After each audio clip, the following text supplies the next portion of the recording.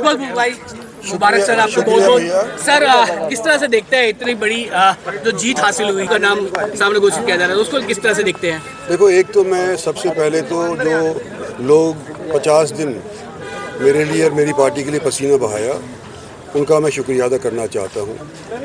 मैं ख़ास तौर के ऊपर बादशाहपुर के बाशिंदों का करना चाहता हूँ, क्योंकि सबसे ज़्यादा वोटों से उन्होंने जिताया। उसके बाद गुड़गांव वालों का, जो सेकंड हाईएस्ट गुड़गांव वालों ने जिताया। और कुल मिलाकर के इतनी गर्मी के अंदर, जहाँ पर पहले इलेक्शंस के अंदर 15-20% ही वोट पड़ा करते थे शहरों के अंदर, वो 40 और 50% जो वोट इन्होंने डाली है।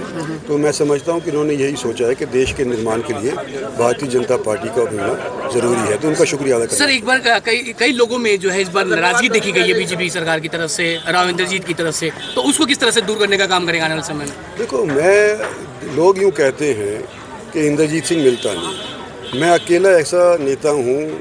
मैं समझता हूँ कि सारे हिंदुस्तान के अंदर, कम से कम उत्तर हिंदुस्तान के अंदर, जी सर, जो हर सोमवार को एक दरबार लगाता हूँ। और कोई पॉलिटिशियन लगाए तो बताओ उसको, तुम्हें पता है किसी का? नहीं सर, बिल्कुल नहीं। तो ये जो मेरे खिलाफ जो अब तक प्रचार हुआ है, कांग्रेस में रहा तो मेरे खिलाफ ये प्रचार के मिलता नहीं है, और जब मैं बीजेपी में आया तो ये प्रचार के इंद्रजीत सिंह नवाब का बच्चा है, ये लोगों से मिलता नहीं। भाई, आज के दिन 6 बार मैं लोकसभा जीत चुका हूँ, 4 बार विधानसभा जीत चुका हूँ।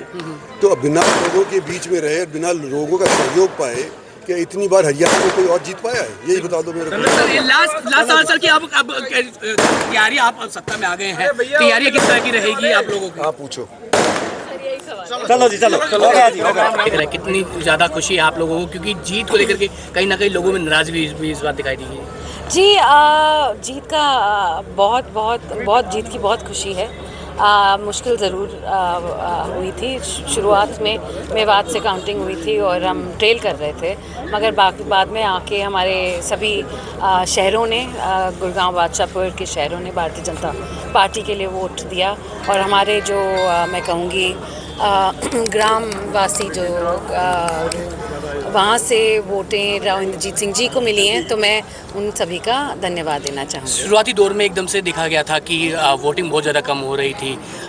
पहले और दूसरे चरण में शुरुआत ही नहीं हुई थी, उस वक्त ऐसा लग रहा था कि कहीं ना कहीं कांग्रेस आगे निकल रही है। तो कितना एक स्टार्टिंग डर रहा था। आप वोट की कम की बात कर रहे हो या कांग्रेस को ज़्यादा वोट में? नहीं, जो कांग्रेस को ज़्यादा अगर जब वोट मिल रहे थे उस वक्त पहले चरण में जब बात की जाए, वही बात तो वही है ना कि मेवात से शुरुआत हुई थी।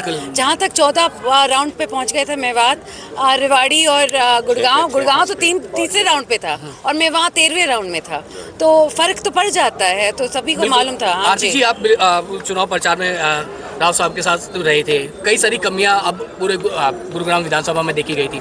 अब जब आप लोग आगे हैं, उसके बाद अब क्या कुछ रहेंगी आप लोगों की रणनीति? जी, कोशिश तो यही रहेगी, आगे साहब कोशिश तो यही रहेगी, जो भी कमियां थी वो पूरी हों आने वाले विधानसभा इलेक्शन से।